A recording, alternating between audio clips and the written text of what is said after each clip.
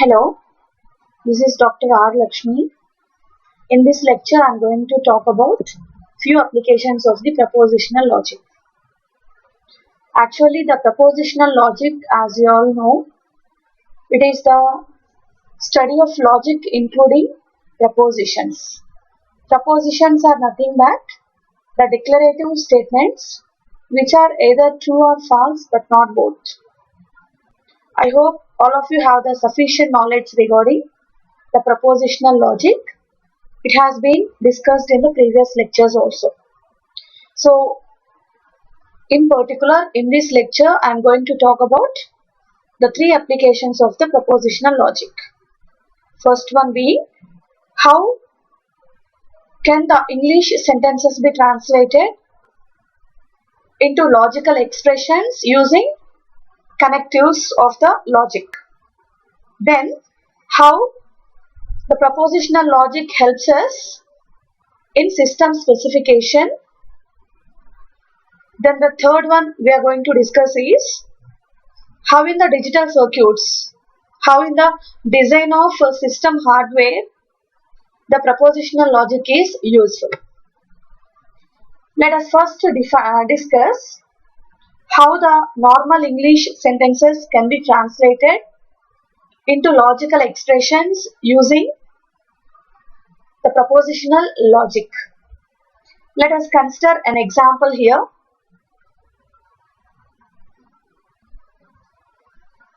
The statement is given as below.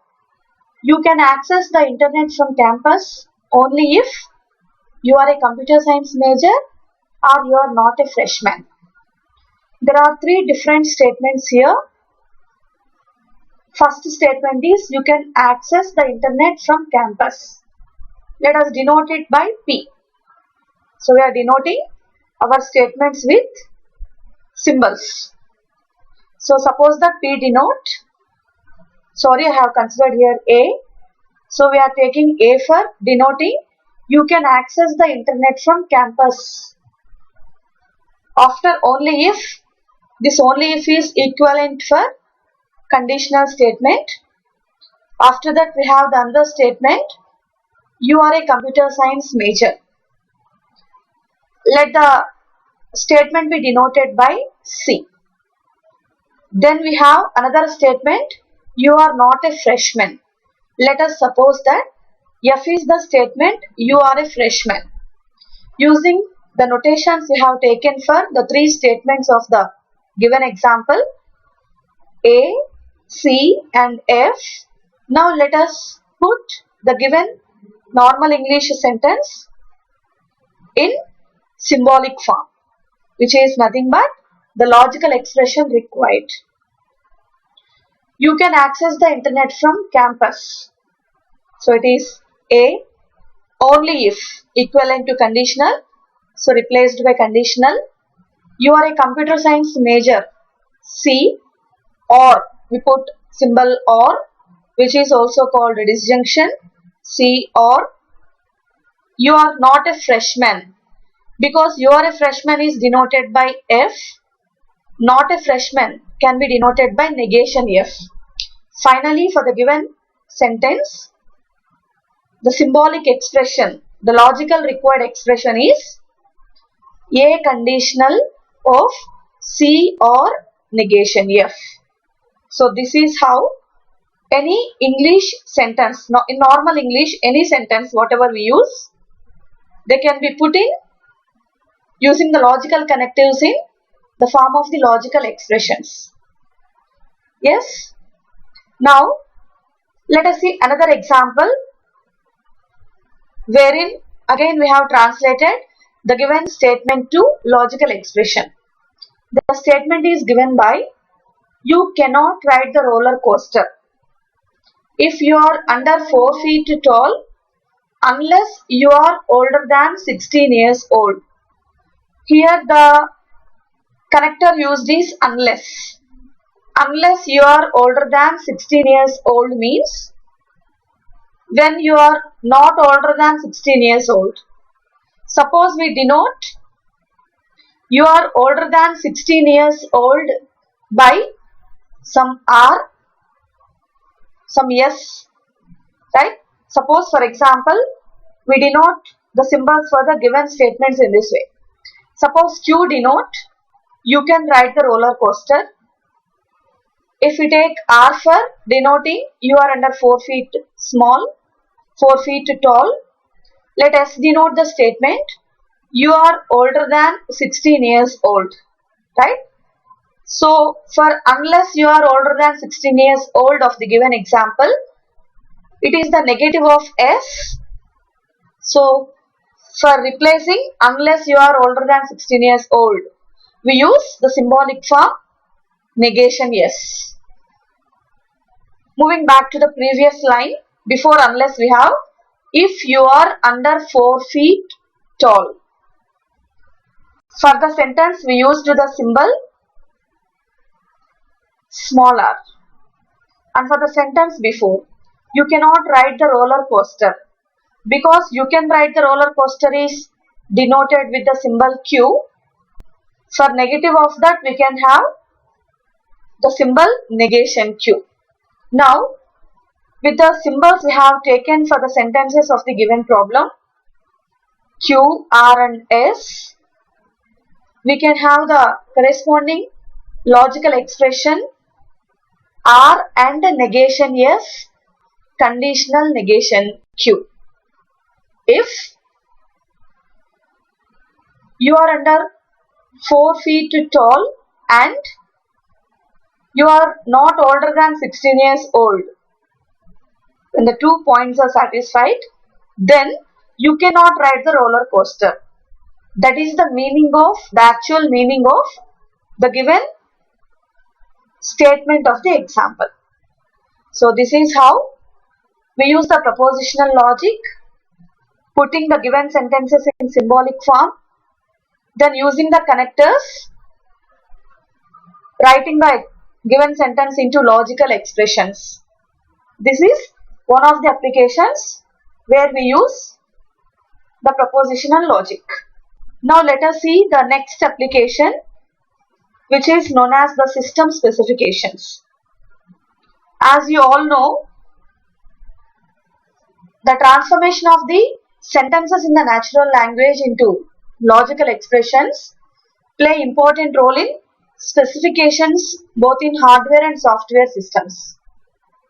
And this is the reason, in fact, the system and the software engineers, they take their requirements in normal English language and they produce the corresponding precise and unambiguous specifications.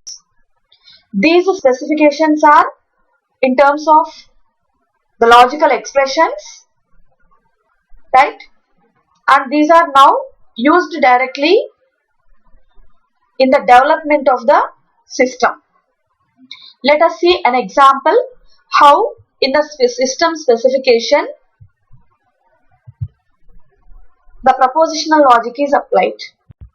A specification is being given in this example. The automated reply cannot be sent when the file system is full. Here the connector when is used, it is equivalent word for again the conditional statement. Suppose the sentence automated reply can be sent is denoted by P and the sentence the file system is full is represented by the notation Q. Then combining this P and Q using for the word when, the conditional symbol, we can put the specification in the symbolic form, logical expression form as Q conditional negation P, right?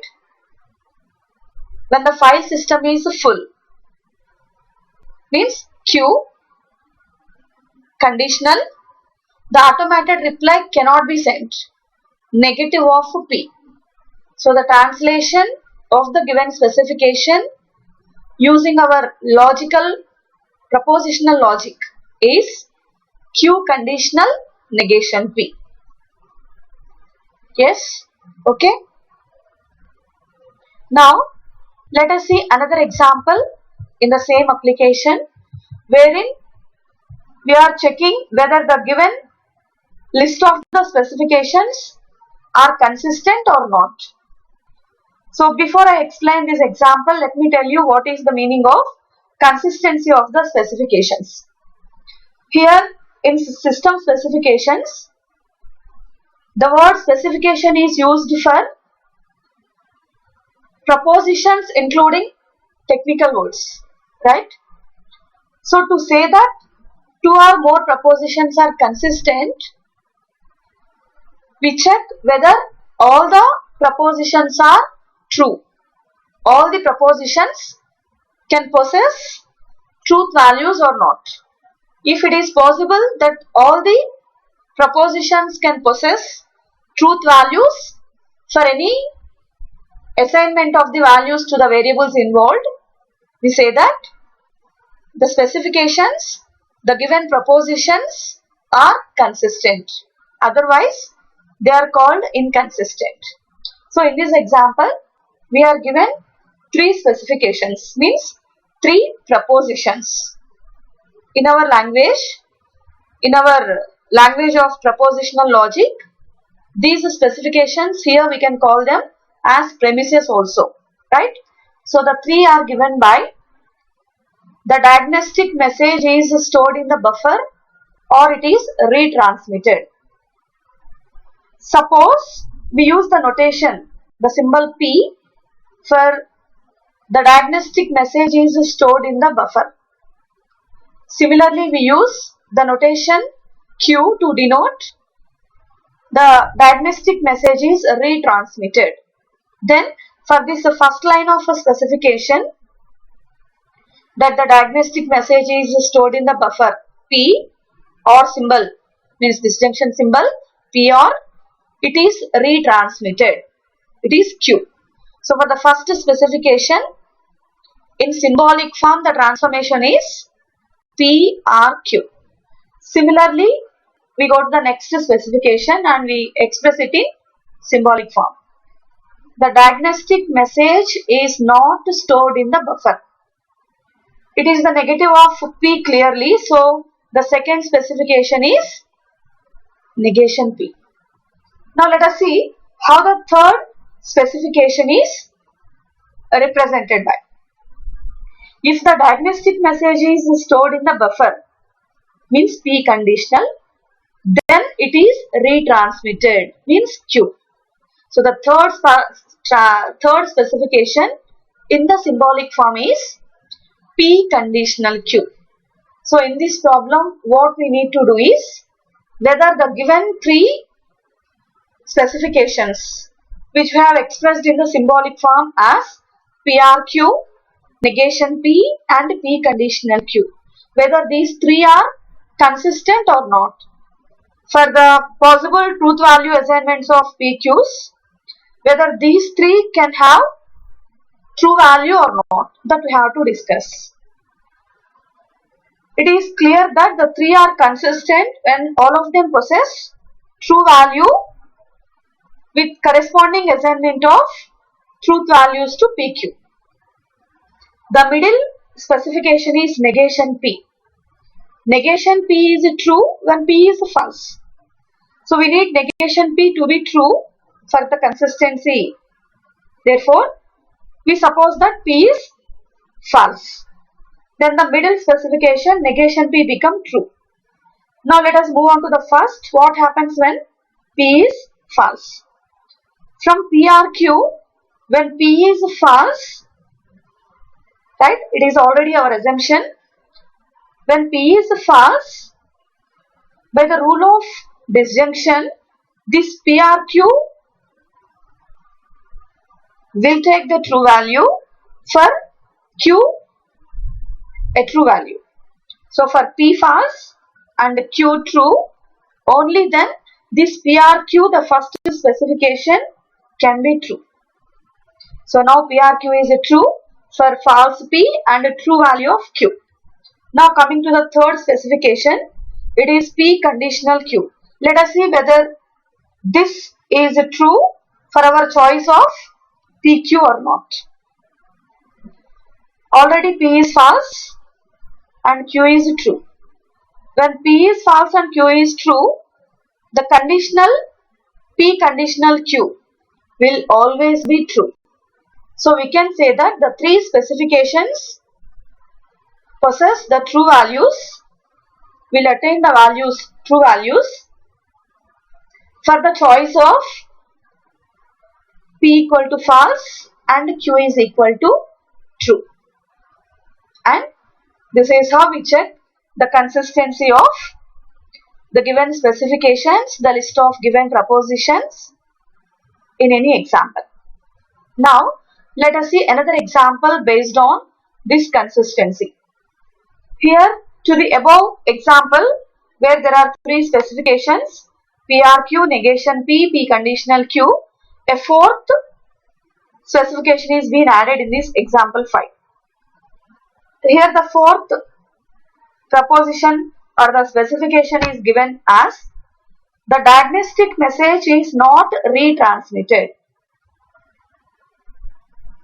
Diagnostic message is retransmitted is taken as Q.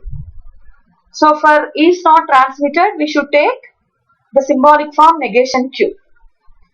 We have seen that already Q is true in the previous example. So this negation Q become false. All the three previous specifications are true and this new specification negation Q is becoming false. 3 true and 1 false can never give a true statement. Therefore, when this last specification is added to the previous 3, the system become inconsistent. Right? The group of specifications become inconsistent. That become our conclusion. Right? I hope you are on par with my explanation. Now let us discuss how the logic circuits uses the propositional logic. As we all know, as it was already explained in the previous lectures, the propositional logic can be applied in the design of computer hardware. So basically what happens here is, we have to know about the three basic circuits. And before knowing the three basic circuits, we have to see what happens with the use of the logic circuits. A logic circuit, also called a digital circuit, will take always the input signals like P1, P2 and so on, each in the form of a bit. And a bit means either 0 or 1. And they produce the output signals always in the form of like S1, S2 and so on. The output signals are also in the form of bits. So what happens with the logic circuit or the digital circuit? They takes the input signals in terms of bits and produces the output signals also in terms of bits. Right? There are three basic circuits we have.